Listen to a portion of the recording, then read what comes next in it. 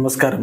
റാഫ്റ്റോക്ക് ഫുട്ബോളിലേക്ക് അവർക്കും സ്വാഗതം. ഇപ്പോൾ മുതൽ ഇത് ഡൊറിവാളിൻ്റെ ടീമല്ല, മറിച്ച് ബ്രസീലിയൻ ജനതയുടെ ടീമാണ്. പറയുന്നത് ബ്രസീലിൻ്റെ പുതിയ കോച്ച് ഡൊറിവാൾ ജൂനിയറാണ്.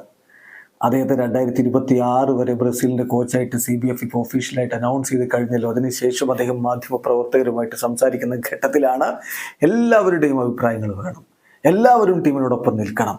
ഇത് ഡൊറിവാൾ ജൂനിയറിൻ്റെ ടീമല്ല, ഇത് ബ്രസീലിയൻ ജനതയുടെ ടീമാണ് എന്ന് അദ്ദേഹം പറയുന്നത്. അദ്ദേഹത്തിൻ്റെ വാക്കുകളിലേക്ക് നമ്മളൊന്ന് പോവുകയാണ്. അദ്ദേഹം പറയുന്നു, വലിയ സന്തോഷമുണ്ട്. ഞാൻ ഇപ്പോൾ ലോകത്തെ ഏറ്റവും അധികം വിജയങ്ങൾ നേടിയിട്ടുള്ള ടീമിൻ്റെ കോച്ചാണ്. അതിൽ വലിയ സന്തോഷമുണ്ട്. മോസ്റ്റ് വിന്നിങ് ടീം, ഈ ലോകത്ത് മോസ്റ്റ് വിന്നിങ് ടീം അവിടെയാണ് ഞാനുള്ളത്. ആ ഒരു ടീം ലോകമെമ്പാടും ഒരുപാട് പേരെ ഇൻസ്പയർ ചെയ്തിട്ടുള്ളതാണ്. അതുകൊണ്ട് തന്നെ വീണ്ടും വിജയപഥത്തിലേക്ക് പോകണം, ആ ഒരു ഒബ്ലിഗേഷൻ ഉണ്ട്. നമ്മുടെ ബ്രസീലിയൻ ഫുട്ബോൾ വളരെ സ്ട്രോങ് ആണ്. റീഇൻവെന്റ് ചെയ്ത് മുന്നോട്ട് പോവുക.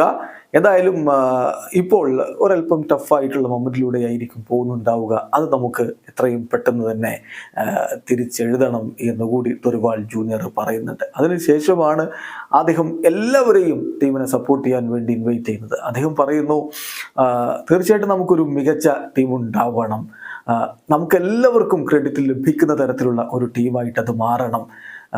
ഏറ്റവും പ്രധാനപ്പെട്ട കാര്യം, ഞാൻ എല്ലാ പ്രൊഫഷണൽസിനെയും, ഫുട്ബോളിൻ്റെ ഭാഗമായിട്ടുള്ള എല്ലാ പ്രൊഫഷണൽസിനെയും, ഫുട്ബോൾ ഇൻവോൾവ് ആയിട്ടുള്ള എല്ലാവരെയും ക്ഷണിക്കുകയാണ്.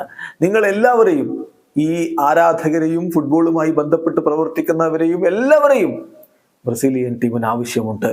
തീർച്ചയായിട്ടും ഇപ്പോൾ മുതൽ ഇത് ഡൊറിവാളിൻ്റെ ടീമല്ല, മറിച്ച് ബ്രസീലിയൻ ജനതയുടെ ടീമാണ് എന്നാണ് ഡൊറിവാൾ ജൂനിയർ പറഞ്ഞിരിക്കുന്നത്. എന്തായാലും അദ്ദേഹം അതോടൊപ്പം തന്നെ മറ്റു ചില കാര്യങ്ങൾ കൂടി പറയുന്നുണ്ട്. ടിറ്റെ മികച്ച രൂപത്തിലാണ് കാര്യങ്ങൾ ചെയ്തത്. ഹൈ ലെവലിലായിരുന്നു അദ്ദേഹം ടീമിനെ കൊണ്ടുപോയത്. 2 വേൾഡ് കപ്പിൽ ചെറിയ നിരാശാജനകമായിട്ടുള്ള തിരിച്ചടികൾ ഉണ്ടായിട്ടുണ്ട്. എങ്കിൽ പോലും വളരെ ഹൈ സ്റ്റാൻഡേർഡ് ആയിരുന്നു ടിറ്റെ മെയിൻറ്റെയിൻ ചെയ്തിരുന്നത്. അതുപോലെ ആരാധകരുമായിട്ട് കണക്ഷൻ ഉണ്ടാക്കാനും ടിറ്റയ്ക്ക് കഴിഞ്ഞിരുന്നു എന്നതുകൂടി അദ്ദേഹം ഓർത്തെടുക്കുന്നു. വീഡിയോ അവസാനിക്കുന്നു. ഫുട്ബോൾ ലോകത്തെ കൂടുതൽ വിശേഷങ്ങളുമായി റാഫ്റ്റോക്സ് എത്താം.